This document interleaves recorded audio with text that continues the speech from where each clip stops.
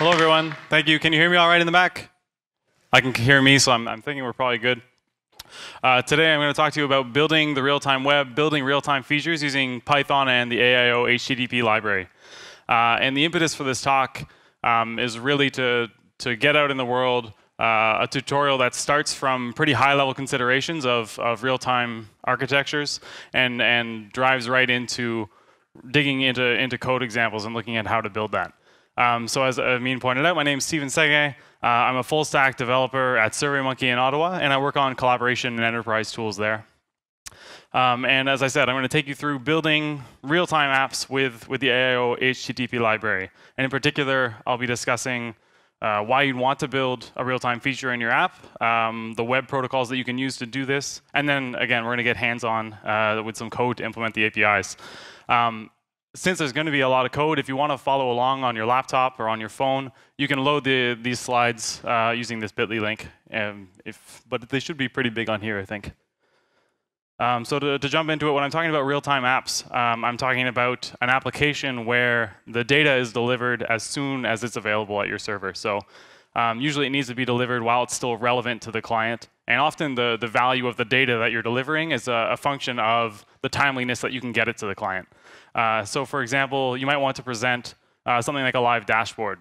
And you might show stats about your user's account or maybe subscriptions that they care about. Another example, you might think of something like a comment stream or a Twitter feed, where when another user submits some new content to your servers, you can broadcast it to anyone who's interested in that. Really, almost any state that's changing more often than the user visits your resource is a good candidate for presenting as a real-time component. So that's especially things where multiple users are involved with a resource, like games or collaboration. What you get in building a real-time feature is the convenience of pushing these updates to your users. So your users, again, can be immediately made aware of the changes that affect them, and they're not responsible for remembering to go and fetch these resources as they come up. And this helps you keep your data presentation relevant. How might you go about building such an API? So I should clarify, when I'm talking about real-time APIs, I'm only going to be covering web apps implementations, but there's a lot of other cool things you could be doing with async servers, like remote control, Internet of Things management, robotics. I won't touch on those today or anything in hard real time, but for now, just sticking with web clients. And when you talk about a web client, typically you think of the request response cycle, where you have a client here, and I'll ask you to get used to this design pattern for networking, where you have a client that sends a request to a server, the server will process what it needs to and return a response as soon as it can. And this repeats as long as the client needs new information or needs to send new information through this cycle. But it would be really nice if when new content became available at your server, you could broadcast that to anyone who's interested. So if our green user here takes a picture of a garbage bag and uploads it to your server, if you could broadcast this to everyone who's interested, which is mostly everyone, that'd be very convenient both for you and for your users. And so the architecture that we want to come to is going to be something where the client somehow declares that they want to subscribe to changes on a particular event. The server is going to wait until they have that information available and then send it. Before we jump into actually building these interfaces, I'm going to digress for a minute to talk about what qualities you should be looking for when you're picking a protocol to build your API on top of. And the concern is, how can you develop an API that's easy to develop against, easy to maintain as you're going forward. And it'll turn out that the same qualities that you're going to look for in a real-time API are the ones that you're looking for in request response APIs.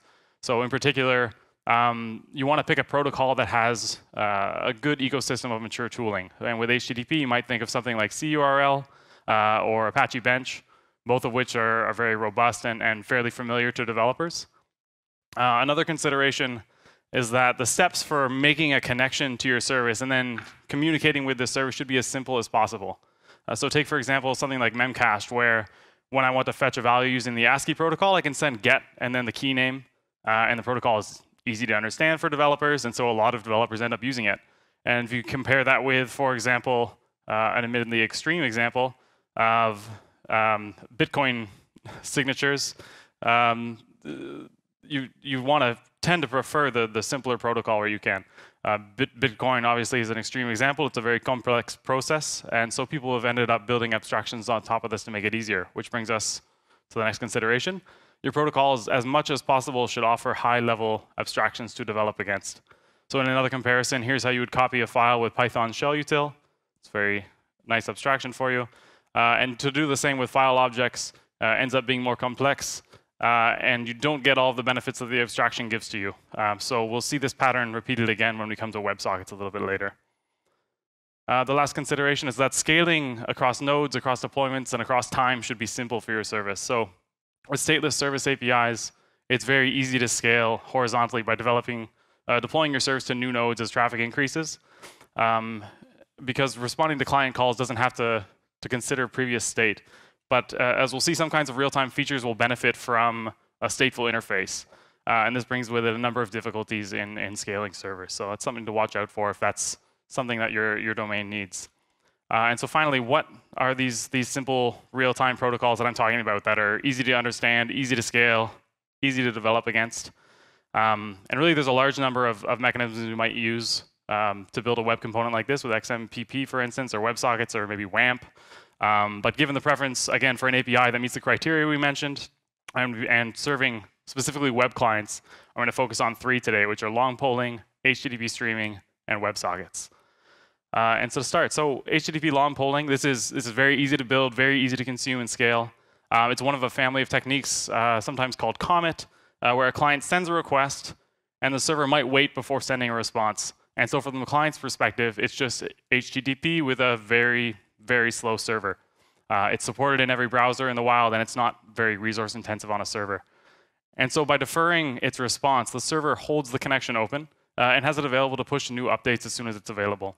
And then after receiving a response, the client initiates a new request, which will be held, again, until another update is available or the connection times out. On the client side, again, this looks just like HTTP most of the time. So here in this JavaScript function, check updates, I create an HTTP request, and I send it. And then in this onload attribute, I register a callback that just does something with that response, and then call myself again.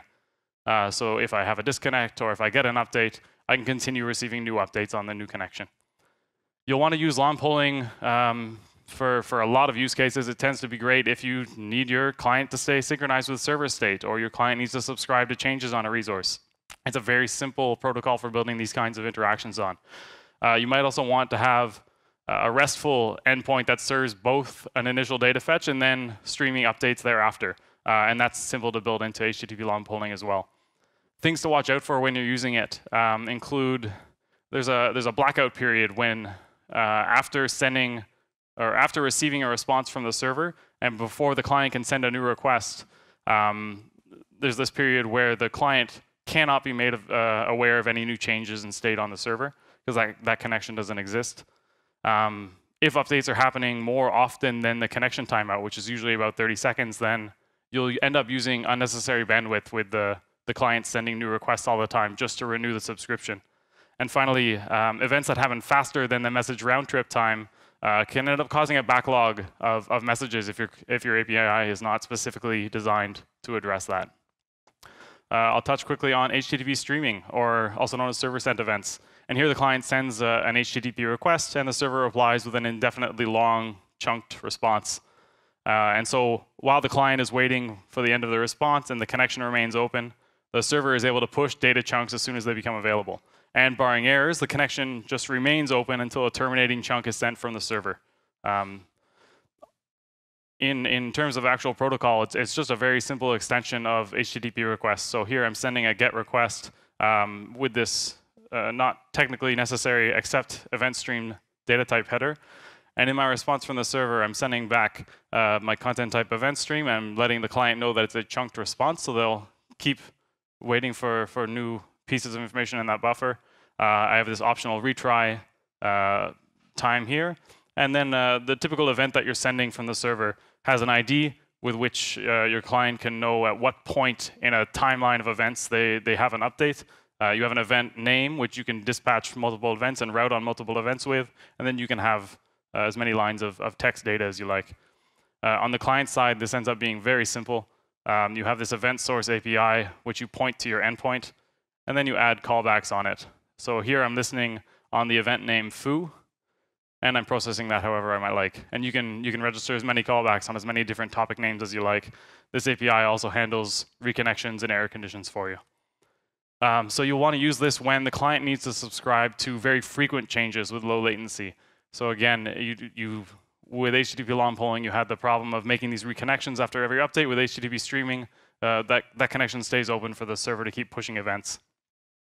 You'll want to use this if you want to provide a very simple client-side API that abstracts, again, requests and connections for you. Or maybe the client needs to be able to recover messages that were missed. You can do that with that ID tag that's available and built into the protocol. Or maybe you want to multiplex and route across different topics, and you can do that with the topic names, the event names. Things to watch out for when you're using HTTP streaming. There is no IE Edge or stock Android browser support for the event source API, although very good poly support exists from IE8 and up. When the client needs to change their subscription, they'll need to break the connection and start a new request because there's no means on that connection of the client to send new information about the update they want to do. So if they change context, say from your calendar view to maybe your streaming update view or whatever, they can't tell you that they're changing context without breaking the request and sending a new one. And finally, it's not designed for sending binary payload, so it incurs a bit of a size overhead when you're packing or marshalling data to send over the wire. Which brings us finally to WebSockets. And this protocol overcomes a couple of those limitations by allowing full duplex communication between the client and the server. And ultimately, it's got almost the same power as a network socket, but with some niceties like message framing and further sub-protocols. And the client begins this protocol with connection negotiation that's sent over HTTP.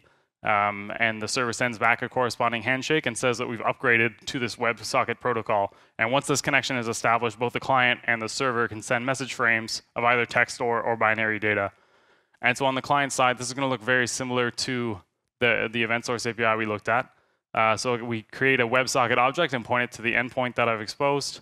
And then finally, on message is an attribute that I assign this callback to. If you're dealing with binary data, you can process that blob. If you're dealing with text data, you can process text.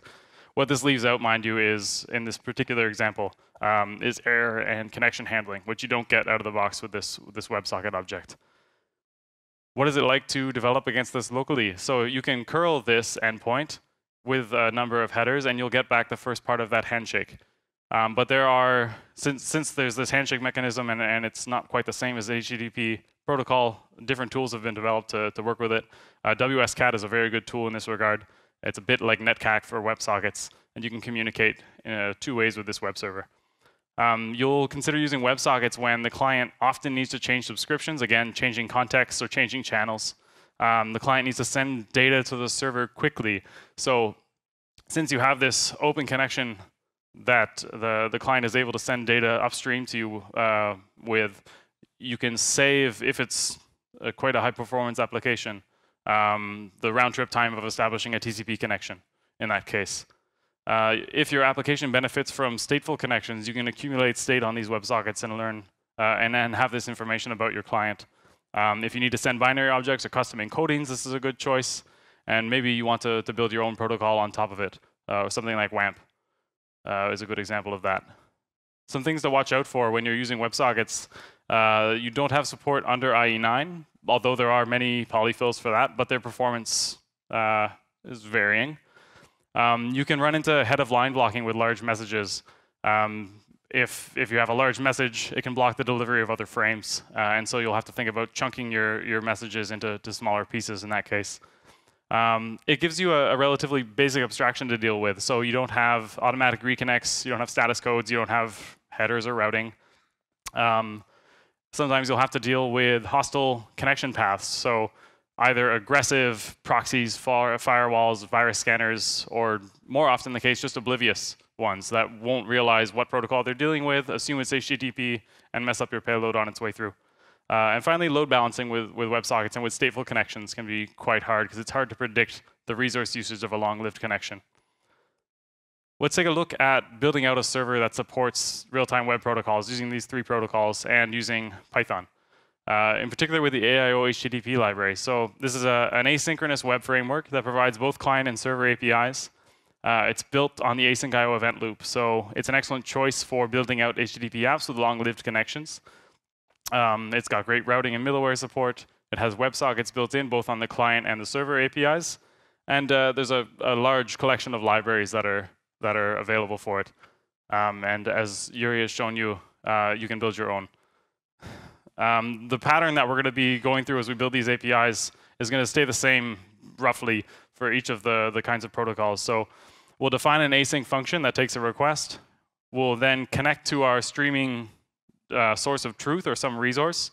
Then we'll start a response to let the client know that, whether it's a handshake or the start of a chunk response, that I'm going to start sending updates. And then we'll wait for an update to happen in our source of truth. Finally, we'll write our responses and then eventually finish it. And so the weird thing here that may, if you're not familiar with it, is that async keyword in the top left corner. And so I'll take a minute to briefly jump into what that syntax is doing in Python. And so this is not a coroutine, this is a regular function. I've defined the function here, greet, that takes a name and returns back a formatted string. And if I run that, I get back the value you might expect there. With PyCon, I get howdy PyCon. If I throw this async keyword in front of it, I end up not creating a function, but a coroutine function. And this, when I run it, does not return the string format you might expect. It actually returns a coroutine object.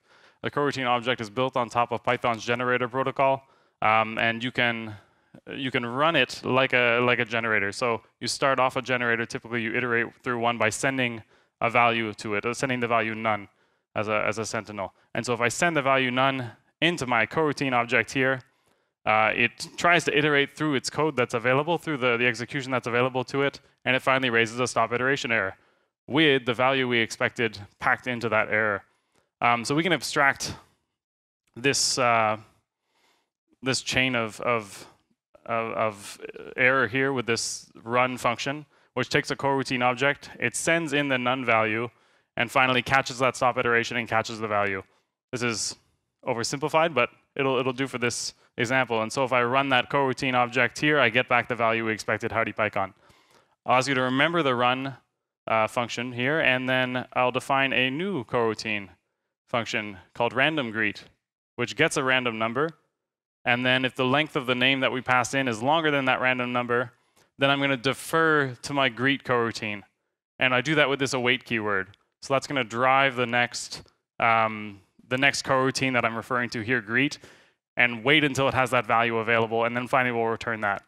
So I can create these two coroutine objects, random greet of PyCon and random greet of Baz, and then randomly howdy PyCon is returned to us, and then randomly no value is returned on the second one. To give you a breakdown of what's how you would do this as far as I/O is concerned, here's an example in synchronous Python using socket APIs to send a message. So we can make a function send my message, which takes an address and some message bytes, and then calling this function creates new sockets, connects to the remote address, and then sends the message. This same method can be written using the async and await keywords to create a coroutine which leverages asyncio's non-blocking APIs for dealing with sockets. So to start with, we take the same function and we'll get the event loop for some of the conveniences that it'll offer to us. We use the async keyword to define a coroutine function for send my message. We use the same socket, but we'll set it to non-blocking mode here. And then if I'm calling sock.connect on this non-blocking socket, normally I'll get a blocking I/O error raised that indicates that we're trying to use a synchronous operation on a non-blocking socket. But the loop offers a convenience called sock connect, which returns a coroutine which we can await on. And then we can use that one instead. Again, we're using await to defer to that until it's done connecting. Then our execution resumes, and we'll finally use another non-blocking operation, send all, to send that. And so you might be wondering, in that loop sock send all, what's really happening here? And under the hood, I'm going to try and pack a very simplified event loop onto one slide for you here. We're calling something kind of like this sender function, which has a loop, a socket, and a data, and the data you want to send. And again, that's the same socket that we had before, just in non-blocking mode. And we'll try to send the data. This try to send is going to catch that blocking I/O error. If it worked, then we're done. We've sent the data. We don't care about sending it anymore. If not, we'll continue on. We'll end up creating a future that'll help us keep track of the work we've done. And that future will assign a callback to it, which is to try sending it again, to call this, invoke the same sender again. And we can use the future to say, later, execute this callback. When later is actually going to be when the OS tells us that that socket is available for writing. So here I use Python selector library to, it abstracts a couple of different OS mechanisms or platform-dependent mechanisms to tell you when a file descriptor is available for writing or for reading. So here again, I register that and I attach the future so I can get it later. When I eventually come back into this context, I'm going to want to unregister that so that we're not tracking it anymore. And finally, we return the future. This doesn't make a lot of sense on its own, but within the loop, while we're looping through the global event loop, we'll try and get all the events that the selector says are available. Either we said in this case, tell us when it's available for writing. So we'll get here returned a list of the events that are available that we cared about. Again, we attach the future to that selector event. And here we'll just call resolve, which will invoke that callback. So we'll go through that sender loop again, try to send it, and we'll keep looping on that if it doesn't work. Let's take a dive now into the code of building out these APIs and see what that looks like. So for long polling, we'll again define an async function polling. It takes a request, and we'll pretend that that's listening at the polling slash and then dispatching on a channel name URL. So we get the channel name. From our, we'll create a data source by connecting to whatever it may be, some Redis or a database, and indicating which channel name you'd like to subscribe to events with. Finally, we'll wait to get that event. If you recall, HTTP long polling is just a slow web server, so we've taken a regular HTTP request, and now we're just going to hold the connection and wait until our data is available. And finally, when we get it, we'll return a response.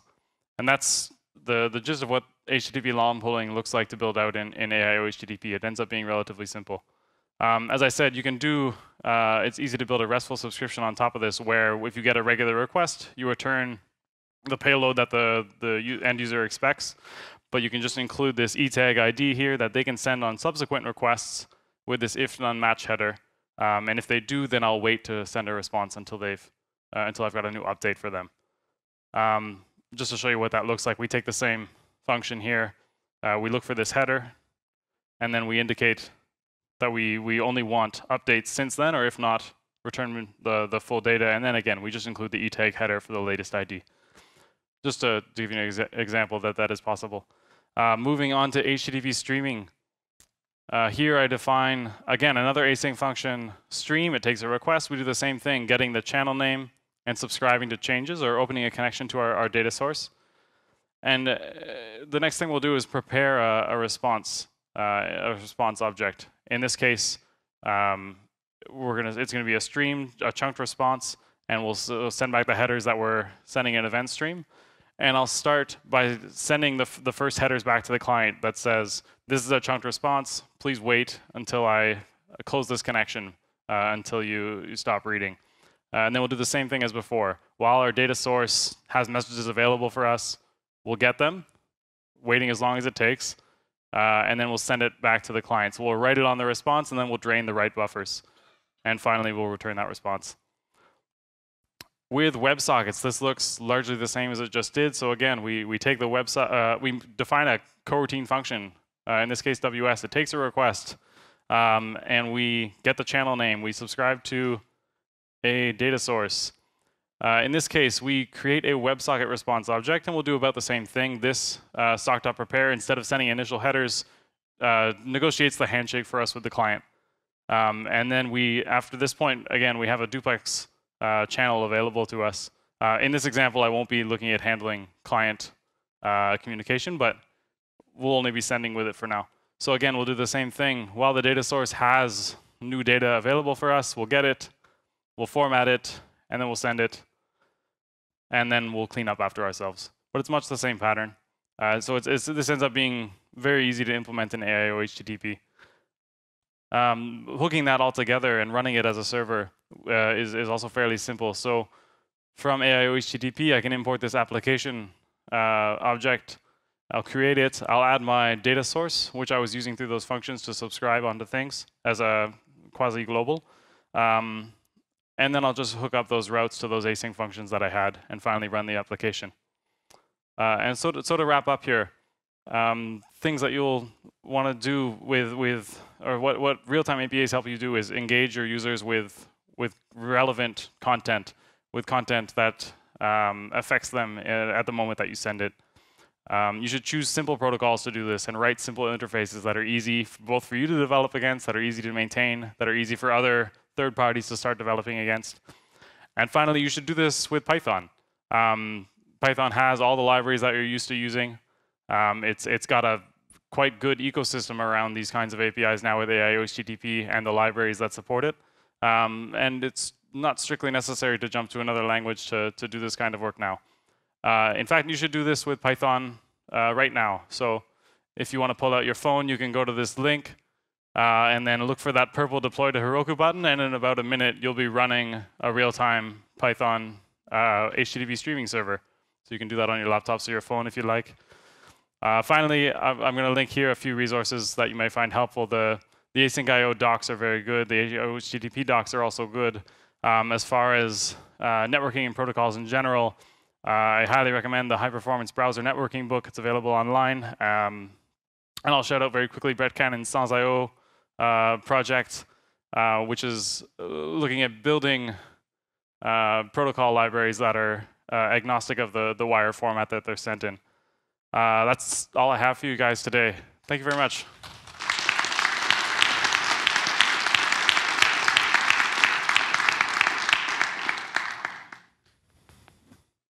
Well, thank you, Stephen. That was awesome. We have a little bit of time for some questions. Anybody has one? Anybody? Anybody? Bueller? No? Okay, I will start. What was the motivating factor behind your investigation into more asynchronous stuff? What were you trying to do? Like, what was the first problem I was trying to solve with async tools? So it came up for me in particular building collaboration tools. So real-time chat or real-time interaction of and editing of resources. I think was the first usage that I had of this. But it turns out that there's a lot of domains where you can be running your regular synchronous APIs and then on a side channel enhance that. If the client supports it, maybe you'll also support real-time streaming for those kinds of resources. So it ends up being a good value-added kind of API. Any other questions? You? Sure.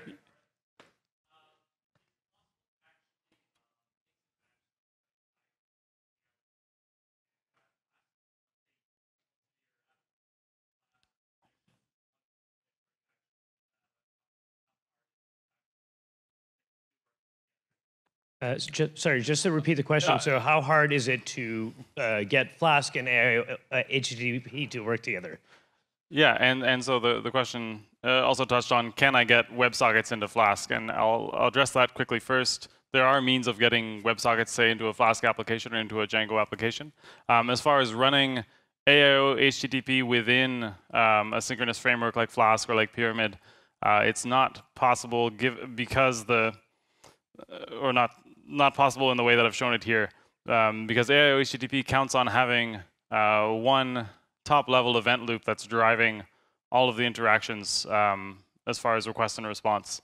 And so hooking that into a synchronous framework is not, the execution will get yielded back to the event loop to be able to handle that asynchronously.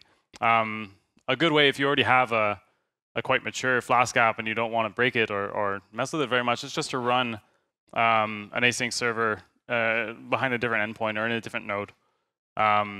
Especially if you're doing something with WebSockets, it ends up being helpful to have maybe particular domain, like subdomains that are particular to that real-time streaming.